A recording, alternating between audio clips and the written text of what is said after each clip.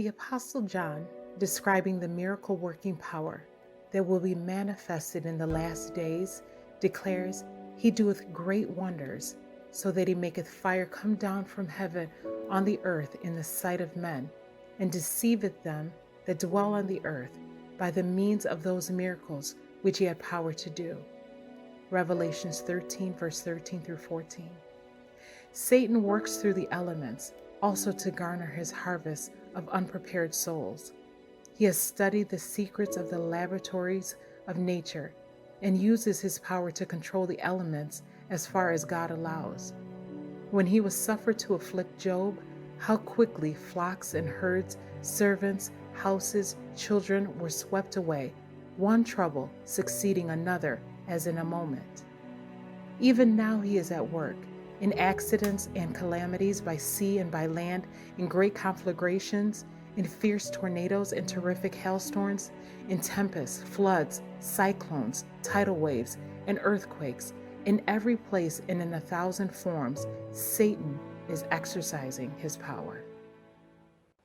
Change yesterday, and now we're learning that scientists and researchers are looking at how to change the weather on purpose. That's right. Lasers now could one day manipulate rain and lightning. CBS This Morning contributor Michio Kaku is a physics professor at City College of New York. Professor, nice to see you. Extraordinary seeing Al Gore and Bill Clinton there together with Charlie, wasn't it? That's right, yeah. Yeah, they did not get into this discussion, though. But it is fascinating.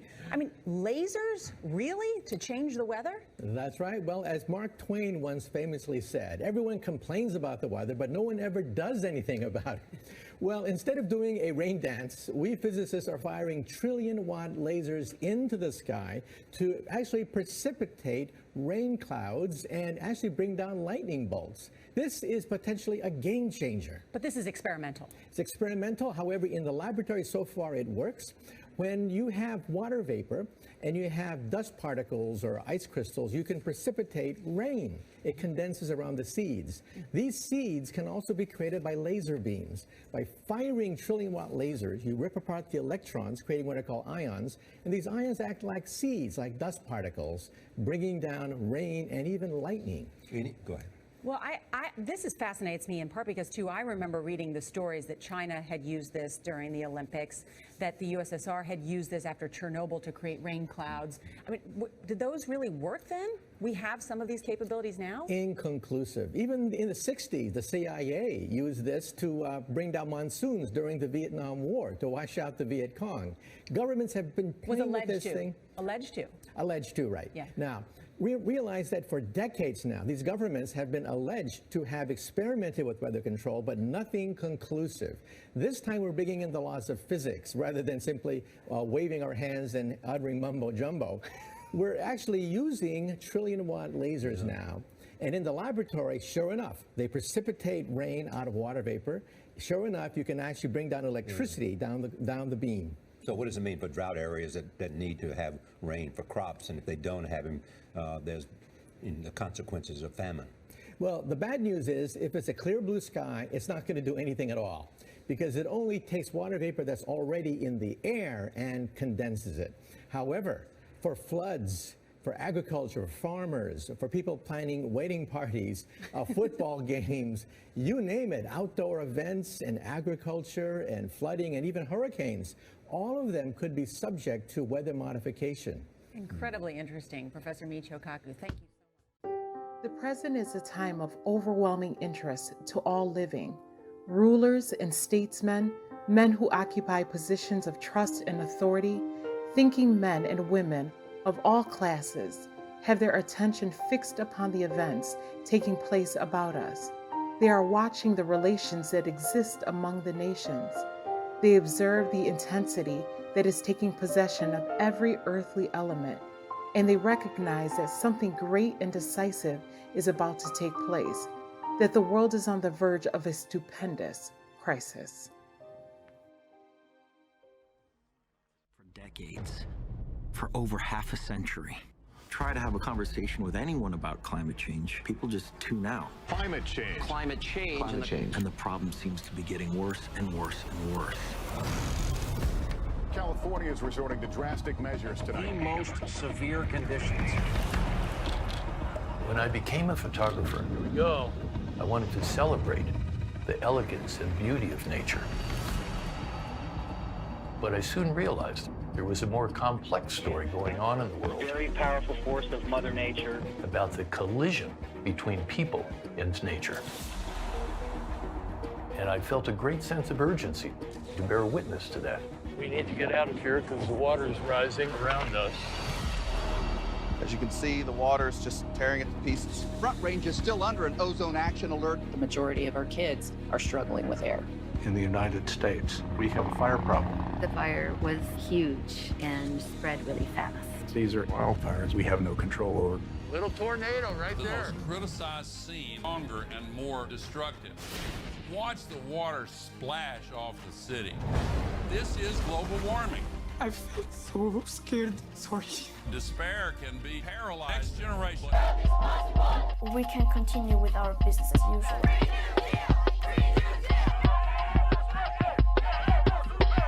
We want our politicians and politics around the world to start recognizing the crisis that we're in and to start taking action.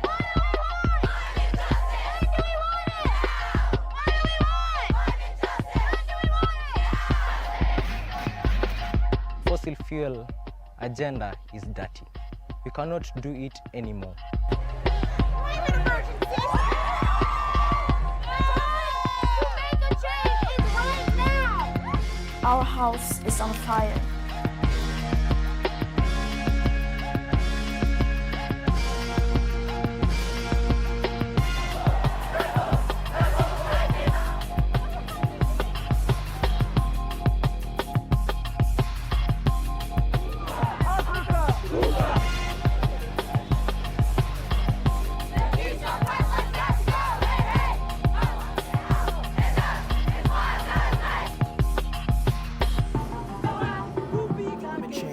Biggest threat facing humanity, and workers are at the front line.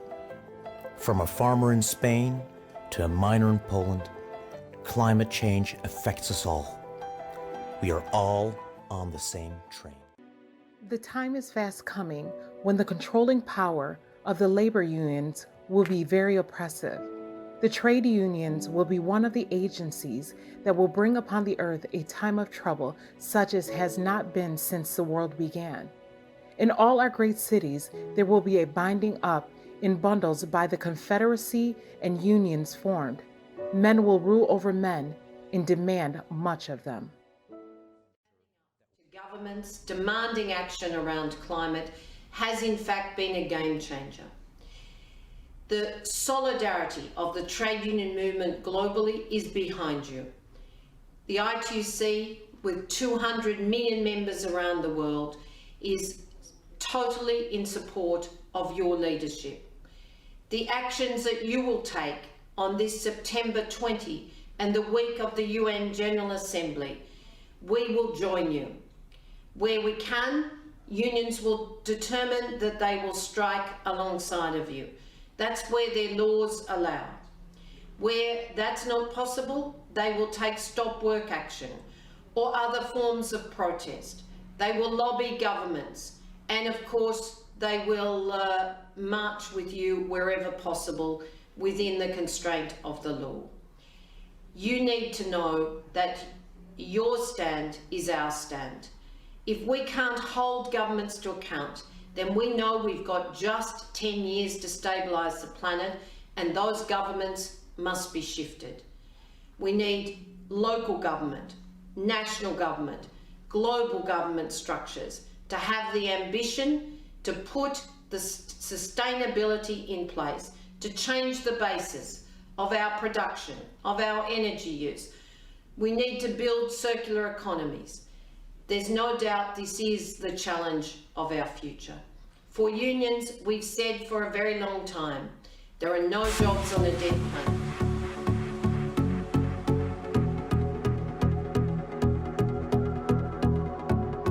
20 minutes at 22, we will reconvene. Over the past few days, starting on Monday, the 11th of March, as part of the United Nations Environment Assembly, The Faith for Earth community has been meeting on a daily basis in the mornings for several hours to discuss the role of faith-based organizations in the assembly itself.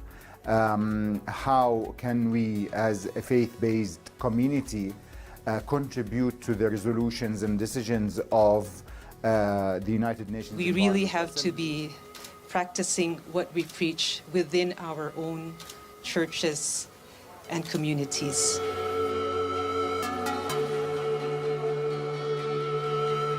How can we youth participate in the political forum coming from a faith-based perspective?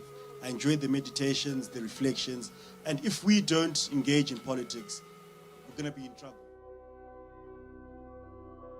We all believe that we are here for a purpose, to live on this earth and leave it as we received it. We are here at the UN Environment Assembly, bringing 135 faith leaders representing 12 faiths to discuss through our Faith for Earth initiative. Men in responsible positions will not only ignore and despise the Sabbath themselves, but from the sacred desk will urge upon the people the observance of the first day of the week, pleading tradition and custom in behalf of this man-made institution. They will point to calamities on land and sea, to the storms of wind, the floods, the earthquakes, the destruction by fire, as judgments indicating God's displeasure, because Sunday is not sacredly observed. Storms and hurricanes and unimaginable murders and mass murders and all of that doesn't just happen. It doesn't just happen. A door has been opened and we have said, you know, we embrace a wicked policy. Okay, then I'll take my hand of protection off your nation, and whap, here comes storms like we've never seen before, and here comes floods and here comes the climate stuff that we can't explain, all the hot times and all the cold times, and too much rain and not enough rain, and we're flooding over here, and we got droughts over here. And you know, back in the early America days when something like that happened, first thing they did was issue a call for a national prayer day of repentance, humiliation, fasting, and prayer.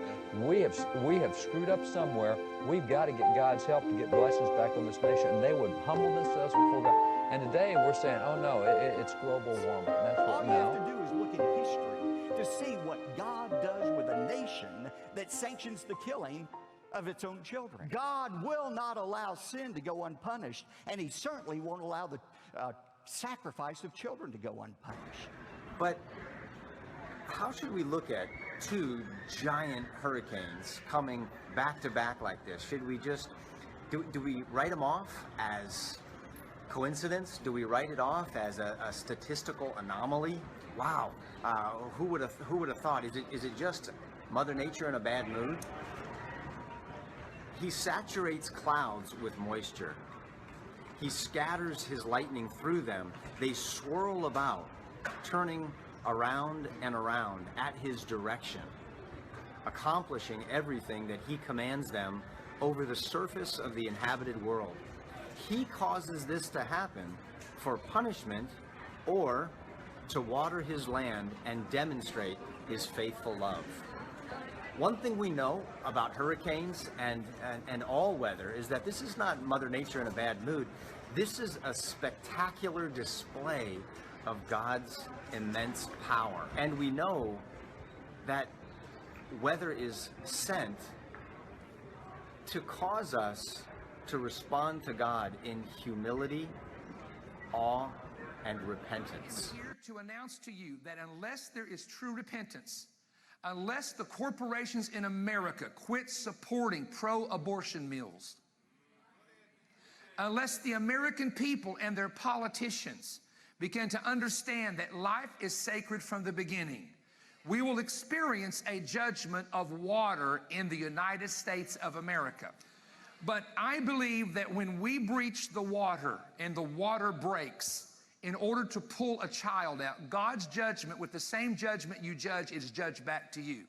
So the judgment God will use against those who shed innocent blood and legalize it will be a judgment using water. The water will come through two methods. It will come through extreme flooding, in which flood waters will destroy cities, towns, and land. But it will also come, and I'm very careful saying this, but will also come through tsunamis. But the real issue with the weather and everything else on the earth has to do with sin and wickedness or righteousness. Whoa. That's what, like, the whole earth will cry out, because of, the shedding of innocent blood. Yes. The earth cries out and things like that.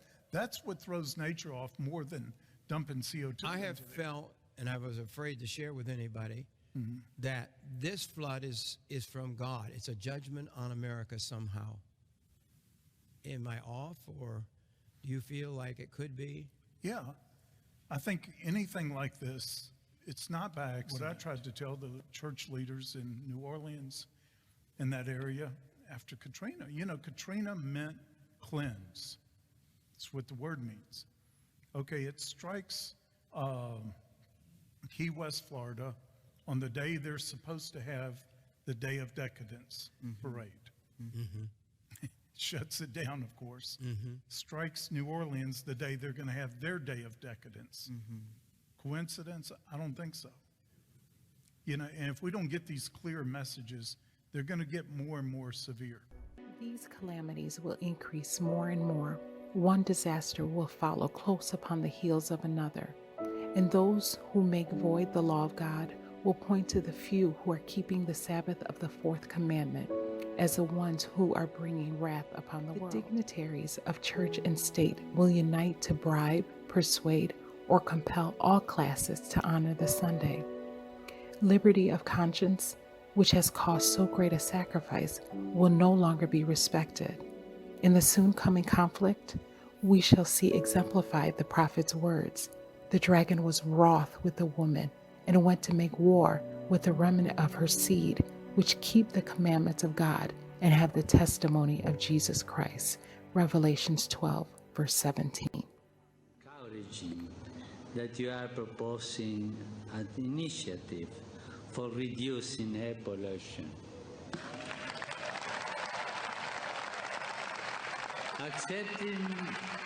Accepting the urgency, it seems clear to me also that climate change is a problem we can no longer be left to a future generation. This encyclical comes at a critical moment in human history. The ecological crisis is essentially a spiritual problem. The sin against the environment. It will be declared that men are offending God by the violation of the Sunday Sabbath, that the sin has brought calamities which will not cease until Sunday observance shall be strictly enforced, and that those who present the claims of the fourth commandment, thus destroying reverence for Sunday, are troublers of the people, preventing the restoration to divine favor and temporal prosperity. The pontiff called climate change a sin, reasoning that because the earth is God's creation, it should be protected. The climate change problems we are causing by failing to act are a sin. You last night in the town hall on climate change, you called climate change a sin. Yeah. In what way is climate change a transgression of God's laws? Well, look, I'm not out to impose my faith on anybody else, but Sharia law, is this your Sharia law? Look, I'm Episcopalian. And we got Sharia law. Our Sharia law is called the Book of Common Prayer. Gotcha. Okay. And there's a lot of stuff in there about the environment. There's a lot of stuff about stewardship for creation. But also, to me, environmental stewardship isn't just about taking care of the planet. It's taking care of our neighbor. We're supposed to love our neighbor as ourselves. And the biggest problem with climate change isn't just that it's going to hurt the planet. I mean, in some way, shape, or form, the planet's still going to be here. It's that we are hurting people. People who are alive right now and people who will be born in the future. The way I see it, I don't imagine that God's going to let us off the hook for abusing future generations. The entire material universe speaks of God's love. Soil, water, mountains, everything is, as it were, a caress of God. Would like to invite us to think more profoundly about the question of God's creation, what we have done, what we are doing, how we have defaced or destroyed creation instead of cultivating it. The Holy Father makes an appeal to everyone. contribute to make our common heritage God's creation as He has stated from the beginning, which is an invitation for all of us, believers, non-believers, Catholics, non-Catholics, of whatever faith. Every human being is appealed to react. It's not too late. If we take the time now to pause and reflect on this beautiful message in Laudato Si, together we can take the necessary steps to care for our common home. The Sunday movement is now making its way in darkness. The leaders are concealing the true issue, and many who unite in the movement do not themselves see whither the undercurrent is tending. Its professions are mild and apparently Christian, but when it shall speak, it will reveal the spirit of the dragon. We are living in the time of the end. The fast-fulfilling signs of the times declare that the coming of Christ is near at hand. The days in which we live are solemn and important. The calamities by land and sea, the unsettled state of society, the alarms of war are portentous. They forecast approaching events of the greatest magnitude. The agencies of evil are combining their forces and consolidating. They are strengthening for the last great crisis. Great changes are soon to take place in our world, and the final movements will be rapid ones.